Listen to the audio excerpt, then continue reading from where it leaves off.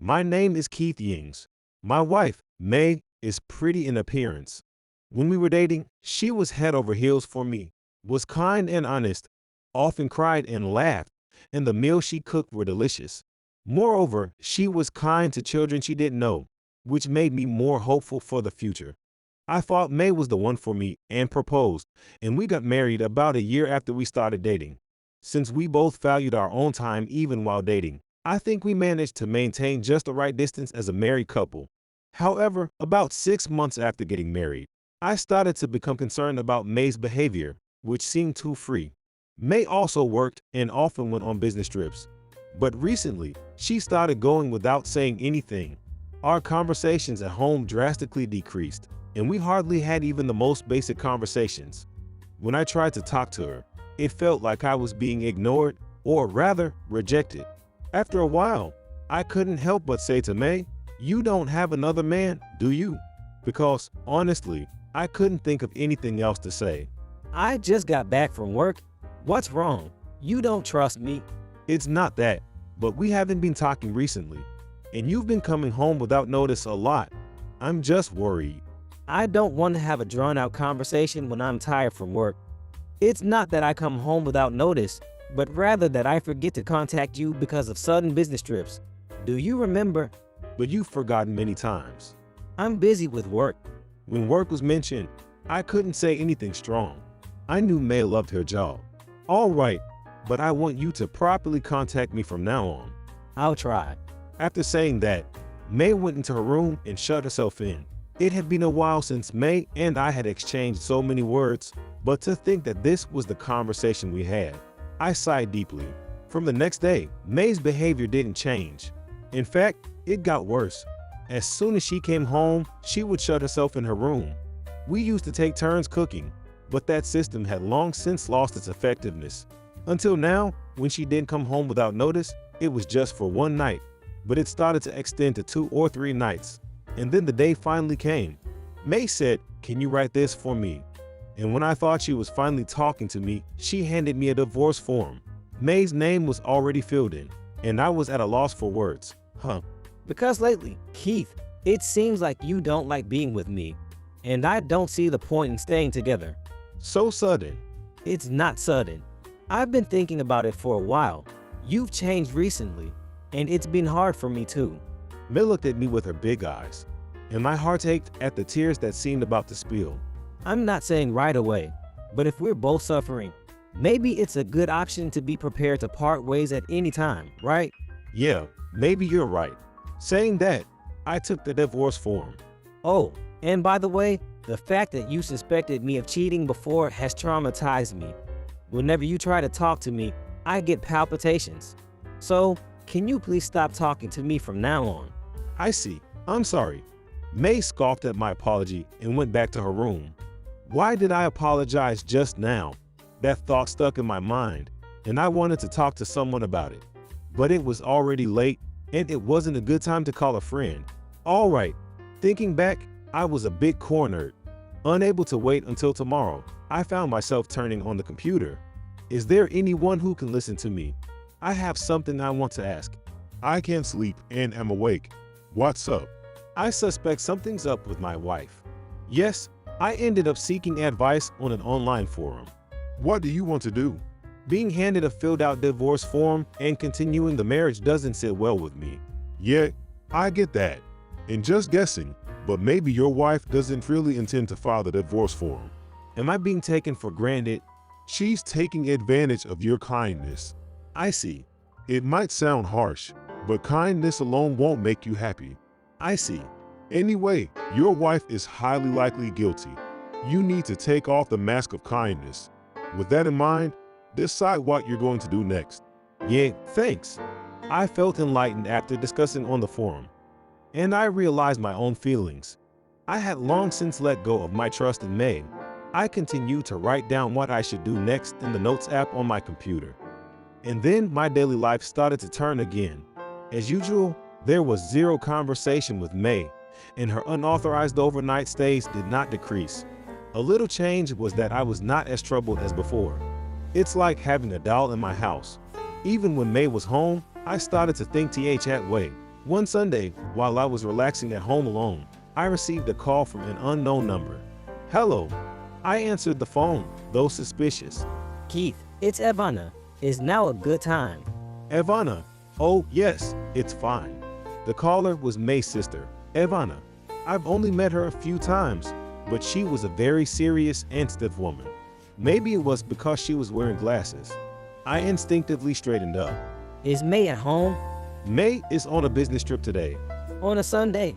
Apparently, she's been busy with work and has been out since Friday. I see. Well, I can't get in touch with May. Can I leave a message? Ivana's voice, continuing after that introduction, sounded so frail I thought it might disappear. That stuff. That's all for the preliminary report. When is May coming back? She should be back tonight. Got it. Whenever it's convenient, please tell her to call me right away. Yes. I hung up the phone. I couldn't tell Ivana that May had forbidden me from speaking to her, and I didn't know when she would return home. I was at a loss. However, since Ivana's message was important, I called May's cell phone several times. But after a few attempts, she turned off her phone. Seriously, I was stunned by the announcement in my ear. Maybe she would have understood it was an emergency after so many calls. Even May. It was the moment when the last bit of trust I had in May completely vanished. Late that night, May came home. She was furious from the start. What's with all those calls? Are you a stalker? It's creepy. There was something important I had to tell you. But that many calls, there's a limit, right? It was an emergency. I don't care about your emergencies. Didn't I tell you not to talk to me? That's it. After yelling, May quickly retreated to her room. I expected this reaction, but somehow my vision blurred, and a large tear dropped. Even if it was just for a moment, I despised myself for ever feeling that May was dear and wanting to protect her for life. I quietly called Ivana. Then I started investigating May's infidelity. May was quite sloppy, so it was easy to gather evidence. Not long ago, I thought her carelessness was cute. Now, I only felt disgust. I looked over the evidence I had gathered and recognized the man involved. I went back through May's social media I had found. On that social media, May's affair with Ken, her lover, was candidly detailed. Ken has a family too, but he says his relationship with his wife has completely cooled off. We just met in the wrong order, right? Confirming from May's posted poem that the other party was married, I opened our wedding album. Just as I thought, May's affair partner, Ken, was Ivana's husband. I let out a big sigh and covered my face with my hands. Should I tell Ivana or not? That was all I could think about. A few days after that incident, May unusually informed me of her plans in advance. I'm going on a business trip for 2 weeks starting tomorrow. Is that so? What? Do you have a problem with that? Not really. By the way, haven't you filed the divorce form yet? Not yet, but May seemed like she wanted to say something but eventually started packing her suitcase.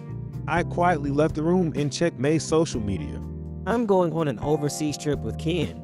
I'm so happy to be together for 2 weeks. Could this be? Before I knew it, I was calling Ivana. Hello, can we meet sometime soon? Sure, tomorrow is fine. Ivana agreed to meet without hesitation. Then, I'd like to meet you tomorrow. And so, I was going to meet Ivana. Thank you for your time today. The next day, Ivana and I met at a bar after work. What's up? Well, I lost my words as I was about to tell her the truth. Talking about May would inevitably lead to mentioning that she was having an affair with Ivana's husband. Is something bothering you? While saying that, Ivana stared at me intently. May is having an affair. Upon hearing my words, Ivana didn't change her expression but nodded. She said she's going on a business trip for 2 weeks, but it seems she's going on a trip with a man. Oh, what a coincidence. My husband is also supposed to be on a business trip for 2 weeks. Saying that, Ivana chuckled. She naturally made a beautiful gesture to cover her mouth. Shall we elope too? As I was at a loss for words, Ivana laughed cheerfully. Sorry. My husband and your wife. I'm sorry.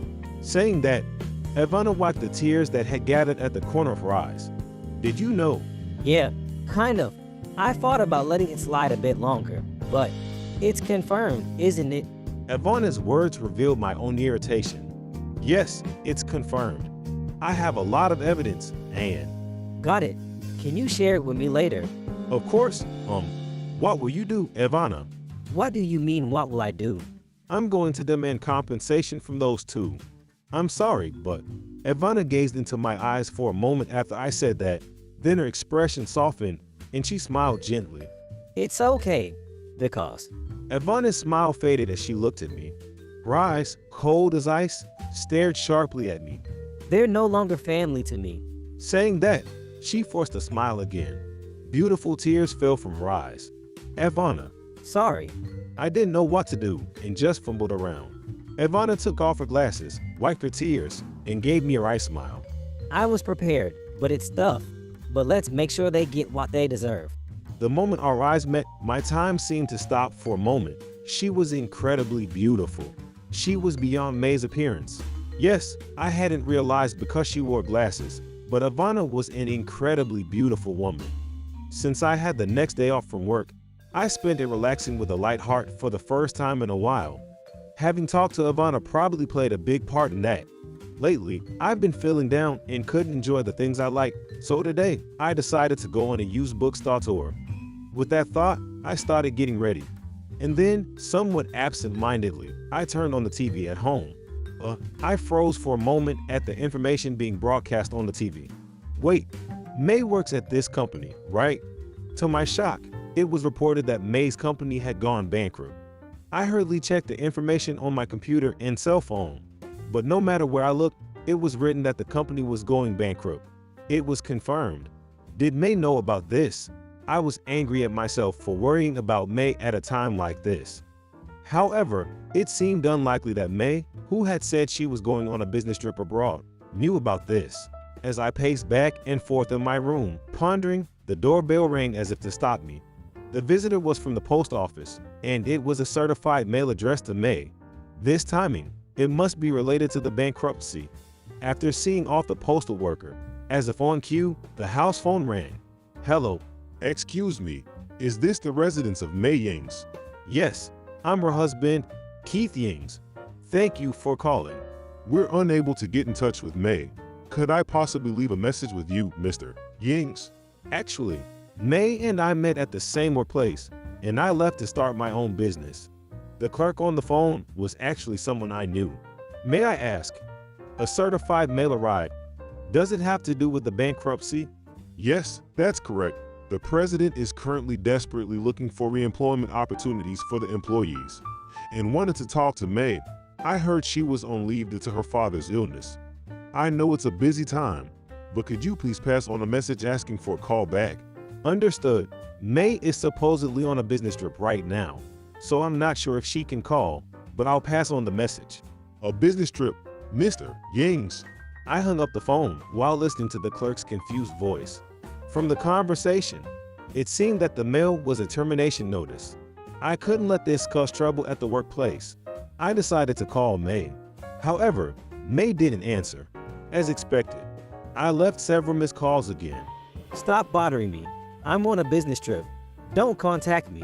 After a while, a brief message came in, and it seemed she had turned off her phone again. I let out a small laugh, stretched deeply, and stood up. About 10 days later, May returned. My cell phone was filled with a lot of missed calls. Hello. Why don't you answer right away? As I touched the call button on my vibrating phone, a yelling voice pierced my ear. Keith, where are you now? The house key doesn't work. What's this? There's something like a padlock on it. That house was in your father's name, right? He had a stroke before and fortunately survived, but he was left paralyzed and had to be admitted to a facility. They decided to sell the house because of that. He had a stroke. There were several calls from your sister on that day. Do you remember? That was the day. But I was busy with work and couldn't call back right away. I thought maybe, so I waited until May returned. But I was told my emergency didn't matter to you. That's because you were dawdling. You should have just said what you needed to say quickly. You told me not to talk to you. I finally raised my voice. Over the phone, I could tell May was surprised. Anyway, the house has been put up for sale. Your belongings have been sent to your parents' house for now. What about yours? I've moved, so it's fine. What? Also, there's something important. Your company went bankrupt. I haven't looked inside, but you probably received a termination notice. It's with your sister, so you should pick it up. What? What do you mean? The company called me because they couldn't get in touch with you. I was asked to pass on a message for a call back, but I told them it might be difficult since you were on a business trip. That should be fine. I could tell May was taken aback. The people at work will understand since you couldn't be reached because of work. Don't do anything unnecessary. Unnecessary?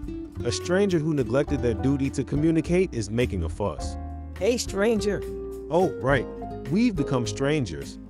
Just as you wanted, I filed for divorce. Without even telling me. You've forbidden me from speaking to you, right? How am I supposed to communicate if you don't even return calls when I leave messages? There wouldn't be any problem if you were proposed to, right? What? Why would you bring that up? Well, you broadcast information to the whole world on social media without even locking it. So I assume anyone can see it. I have sighed in exasperation. That's because you've been cold lately, and it's been lonely even when I'm at home. So you're saying you wanted to break up because I was at fault? That's why you were cold to me. That was to get me to break up with you. But your affair has been exposed, so that plan's out the window. I'll be demanding compensation from both May and Ken. Please settle things properly before you go on your love escape. I laughed out loud, feeling a mix of relief and astonishment. I think you'll be getting a claim from your sister too, so good luck. I'm sorry, please forgive me. I was just a little lonely. Let's handle the rest through lawyers. Wait, I hung up the phone. well done. Ivana said with a gentle smile and applause. Right now, we were discussing future plans at a cafe. I thought you were too kind to demand compensation, Keith, but you've grown stronger these past few days. Ivana chuckled amusingly. I almost broke down several times before I started moving on the divorce and compensation claims, but Ivana was always there to kindly encourage me. Being betrayed by both her husband and sister, Ivana was in a much tougher situation than me, yet she handled things with a composed expression, appearing strong, beautiful, yet fleeting. Later, May went to her parents' house and received the termination notice from Ivana. Naturally, it seemed she was disowned at that time.